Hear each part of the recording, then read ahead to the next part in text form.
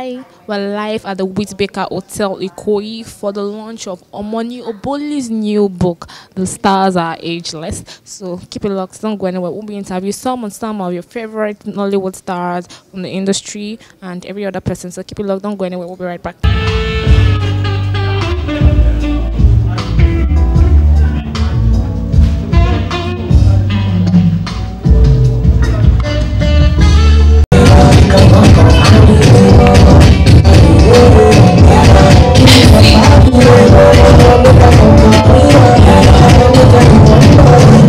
Yes, no. Hi, how are you? I'm fine. By the way, you look amazing. Thank you. All right, so let's talk about your new book, The Stars Are Ageless. So how did you come up with that title? Well, the title actually is from an old film. You know, back in the days, like when they had those, they call them film noirs. And there was a star who she thought, you know, her stardom was fading, you know, and she wanted to recreate that stardom. So she got someone to write a script for her so she could be in a new movie and all of that. I think her name was Norman Desmond or something. Anyways, so that's where I got the title from. All right, so what was the inspiration behind writing this book? It's a memoir, so most of it is about different chapters of my life.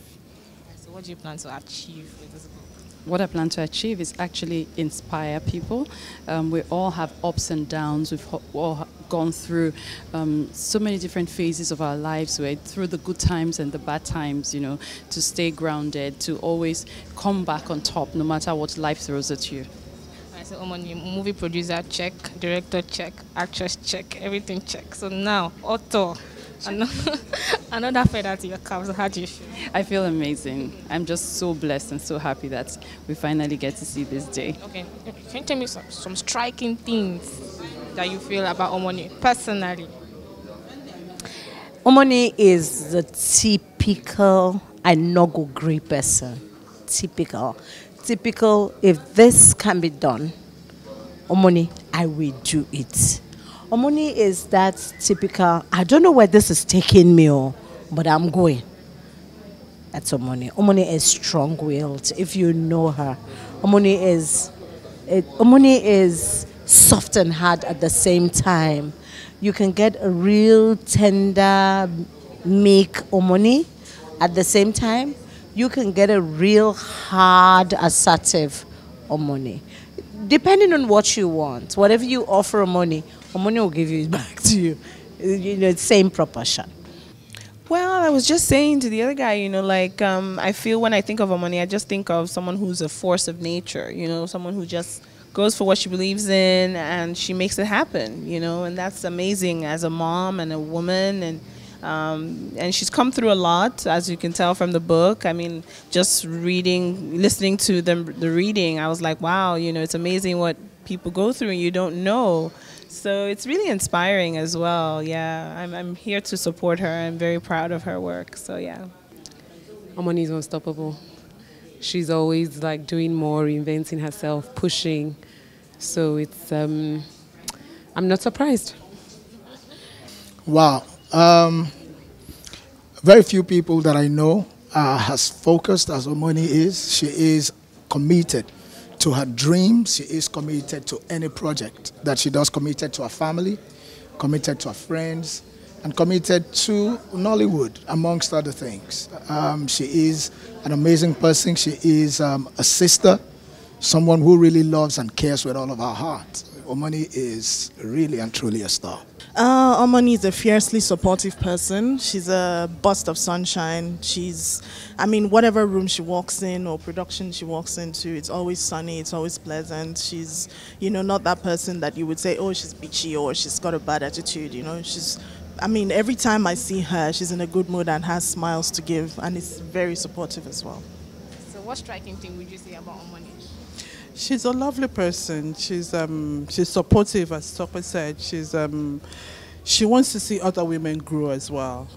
I mean, she's not one of those that puts other women down. She wants you to grow as she is growing, and that's a very key feature to have in this industry.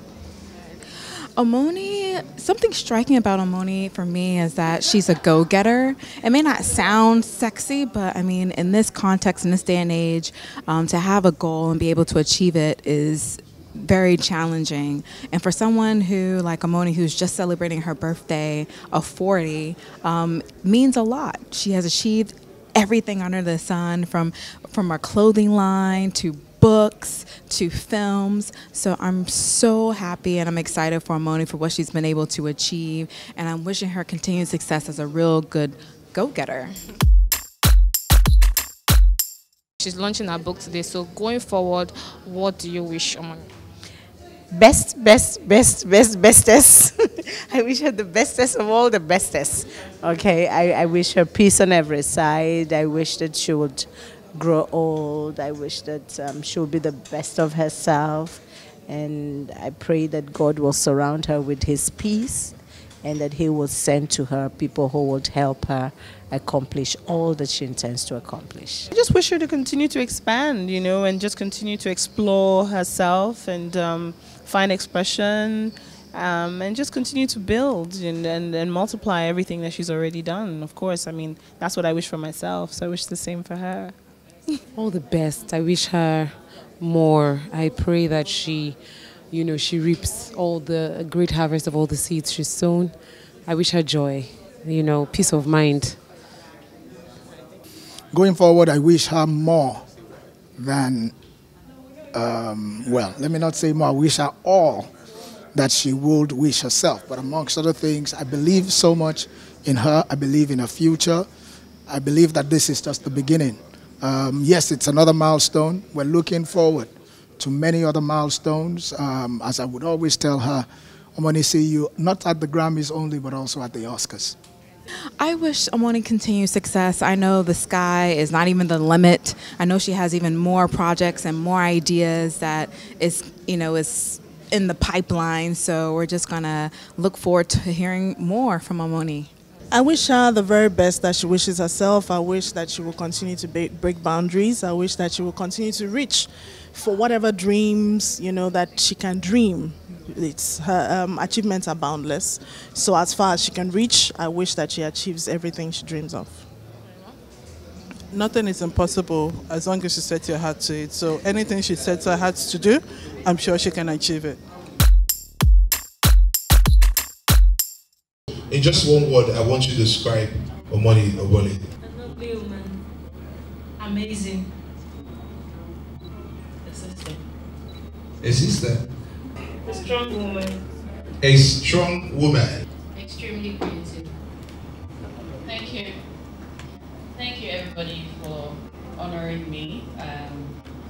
I know that you could have done anything else with your Saturday afternoon, but you decided that this would be a good idea. So I just want to say thank you. I appreciate you. And may God honor you right back. Thank you. So the chapter that I'm reading is Sister Lizzie, or Sister Lizzie, as we all called her. Sister Lizzie is my mom. That's what everyone called her. Even my sister and I call her Sister Lizzie. So here goes. I feel like I'm forgetting my mom. Her smile, the way my name sounded when she said it, how her eyes lit up when she was happy.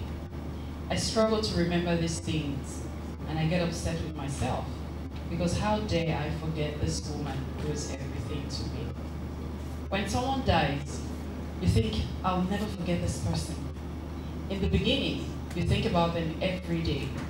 There's no day that will pass without you remembering them. You might not have them physically with you, but the emotional ties remain fresh because they were a constant part of your life for so long. Then after a while, you find yourself going through days when you're not thinking about them. You feel bad and you wonder, am I letting this person down? You berate yourself because you believe you should not forget so-and-so experience or so-and-so memory. Is this what moving on means? When my mom was ill, in the last few days before her death, I brought my son to see her. She lay on the hospital bed, unable to hold her grandchild. I must carry my child. I must take care of him. I'm not going to die. She said this in Orobo. This gave me a lot of comfort because I believed she had something she was holding on to that would keep her here. We called my mom Sister Lizzie because growing up, that was what we heard her called. She was the first child in a polygamous family. Her father had 5 wives.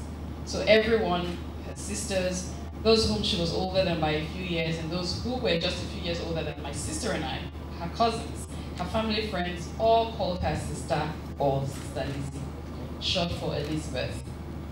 I look like her, while my sister Onome looks like her father.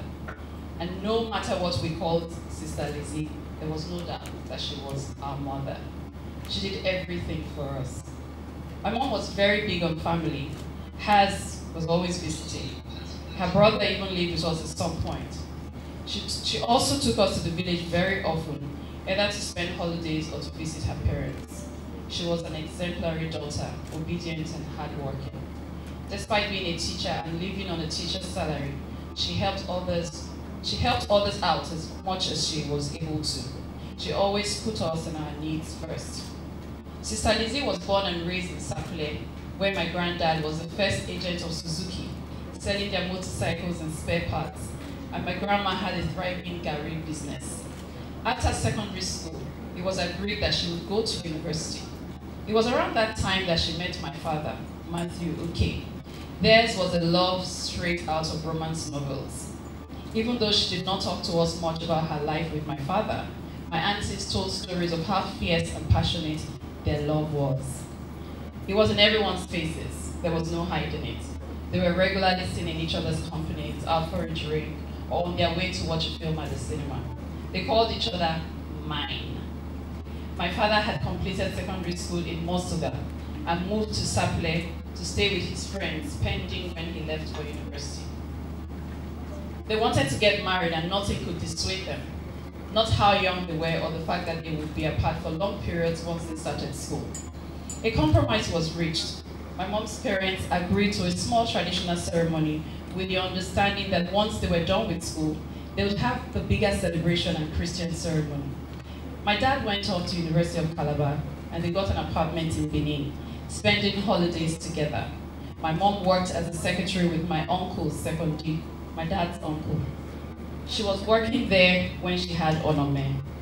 She got pregnant again soon after, and less than 2 years later, she had me. Furthering her education was still on the table when she gained admission to study education at the College of Education in Ikere, Ekiti. She accepted it. She dropped Onome and me off with our grandmother in Sapele and went to school. During holidays, she would come and pick us up and we would have a short time together as a family before they had to leave again. This was the situation for a couple of years until my dad met someone else. Their marriage was good. They were good together. My mom would say, "Me and your father never quarreled or kept malice." Our words were, "I'm sorry. We didn't carry grudges." Maybe it was distance, but by the time my dad finished school and returned to Benin, it was clear that this other woman had a hold on him. The final straw was one day when my mom returned home, and my dad tried to stop her from entering the house because the other woman was around. There and then, my mom decided to let go. She believed if it was hers, it would come back. Here she was, mid-20s, with 2 little girls to care for. I do not think she knew exactly what lay ahead of her, but she was ready for the unknown. She was devastated at the breakup of her marriage. She had thought she was leaving her forever after a lifetime of happiness. My father suggested she leave us with either one of our grandmothers, but she refused and moved us into a face me, I face you. The rooms in the building faced each other across a narrow passage at the end of which was a common kitchen. The bathroom and toilet were shared by several families. All our worldly possessions amounted to what could fit into that one room. A bed which we shared, a chair and table, and boxes for our clothes. But my mom felt there was so much love that we never felt like we needed anything else. We did everything together. Sister Lizzie did not have room in her life for anyone but us, work and family. She became a staunch member of the Christian Union and joined the choir. She was a good-looking woman, prudent and with a strength of character, what one would refer to these days as wife material. Yet, she never remarried. There are some people that can only love once in a lifetime. My mom was one of them. She now poured all her love into us, and when we were older, I would often say, I couldn't imagine being with a man who might not love my children. I wish she had met someone else. I wish she had let herself love again. I wish she had not spent her life pining for a man who had moved on. Sister Lizzie got a job in a public primary school in Benin. Every day she would drop me off at her cousin's house while she and Onome went to school. She taught in an afternoon school, so they would not return till evening. I was 4 years old and too young for primary school. There was no money to enroll me in a private nursery school. Even though Uncle Isaac and his family were the sweetest people and were incredibly nice to me, I was having none of it. I would cry from when I was dropped off until when she returned to pick me up in the afternoon. I just wanted to go to school. I wanted to put on the school uniform like the other kids, carry a school bag, and hop on an overcrowded bus. I joined the primary 1 class at my mom's school after she realized the daily crying was not going to stop. Unknown to me, she begged the school headmaster to just give me a seat in the classroom. My name was not put on the register. Some of my classmates were as old as 8. I remember one of the boys who could put a whole cabin biscuit in his mouth at once. I thought it was incredible. I needed at least 8 bites to finish 1 biscuit. My being undocumented did not make a difference to my participation in class. I did all the subjects and took tests. When the time for exams came, I wrote it as well, and I aced it, coming at the top of my class. The headmaster had no choice but to enroll me after that. Putting me 2 years ahead of my age mates, a 2-year gap I maintained all through my education. In 1983, after about a year in public service, heaven smiled on us and my mom got a job in Delta Steel Company. DSC was a big deal back then. It was the oil company of the 80s. She was already making plans to move us to a flat in Benin when the appointment later came. My mom was going to be a teacher at one of the primary schools. This is really emotional for me, I'm sorry.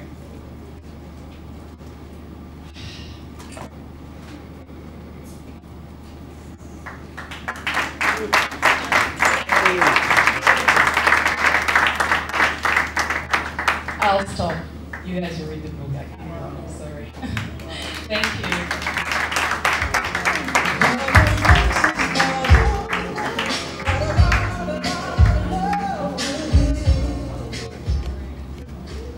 If the writer of the book can get this emotional, your readers, be ready to cry. They needed to stabilize it first. I thanked the nurse and told her to keep me in the loop. It was early evening when we got home and I was starving because I had not eaten all day. Tommy and I fixed ourselves something to eat.